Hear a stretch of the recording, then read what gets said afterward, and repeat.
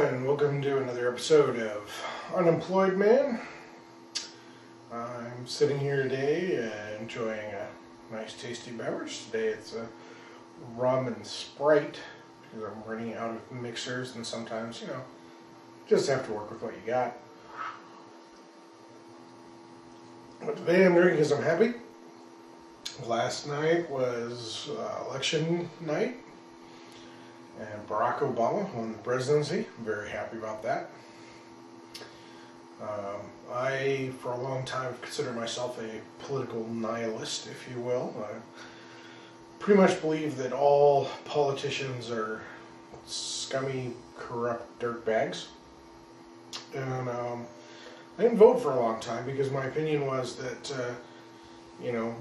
one was just as bad as the other. It didn't really matter which one you elected. And for the most part, I still hold that to be true. And I didn't think that any one could be worse than another. They were all just bad. But then George W. Bush came along and proved just how wrong I could be on that. So, I voted in the last election to try to get rid of Bush. Didn't happen. Not that my presidential vote counts for much, because I live in Washington State, which always breaks Democratic.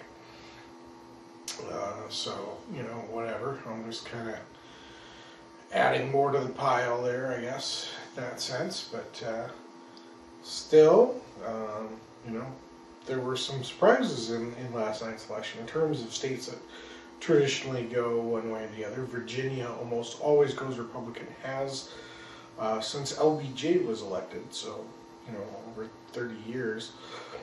Last night went Democrat.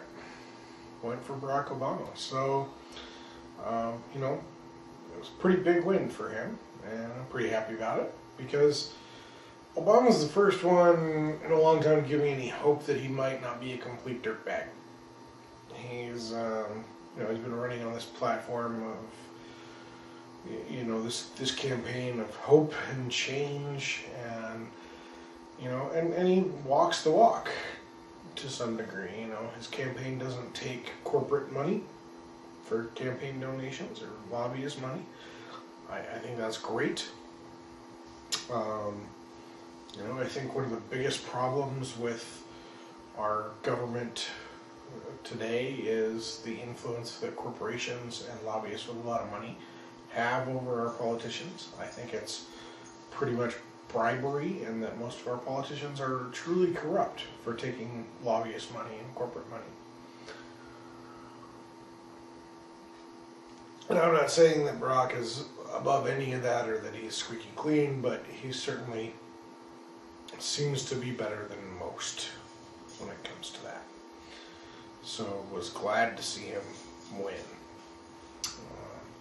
I was watching the Daily Show Colbert Report combined election coverage last night because I find them very entertaining, far more entertaining than the supposed straight news,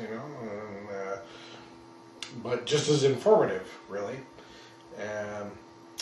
And for quite a while that I was watching the program, Obama had 207 electoral votes. And it stayed there for quite a while. And then at the very end of the show, Jon Stewart said that he was happy to announce that Barack had won the presidency, that he had enough electoral votes to win. And at first I was not really sure he was serious, because there'd been this kind of joke going throughout the thing about Colbert was disappointed because McCain was doing badly. And I didn't know if it was just playing on that or whether Barack really had gotten enough electoral votes. I changed to one of the serious news things, and sure enough, he'd gotten enough electoral votes to win. Hey, great. I used to have a lot of respect for McCain, so it's not like I was completely disgusted with him until this campaign, when he decided to sell out to Christian fundamentalists and started running, doing negative campaigning, really trying to tear down Barack Obama and really not succeeding. And especially with playing this, Joe the plumber, working guy, everyday kind of guy card, you know, when he's got millions of dollars and 13 houses and all this, and, you know, calling Brock an elitist. And quite frankly, most of us, I think, just kind of shook our heads and said, well, we want somebody who's kind of elite to run the country. So, you know, I think that really backfired on him.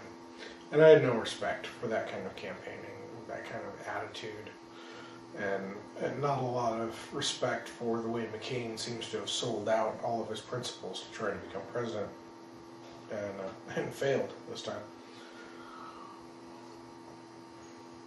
While the electoral votes were being counted up, I was getting text messages from my wife because she's in Chicago right now on a business trip. And she and her coworkers who were there went to Grant Park last night to the Obama rally. I was very jealous of that. That was very cool that she got to be there. You know, but whatever. Glad that she got to experience that, even if I didn't. And you know, I watched Barack Obama's acceptance speech on TV, and I thought it was very good speech, very well spoken on his part. It's nice that we will have a president again who can actually speak English and not sound like a complete fucking idiot. So, you know, hey, something to look forward to, I think. Yeah. Besides that, more local politics.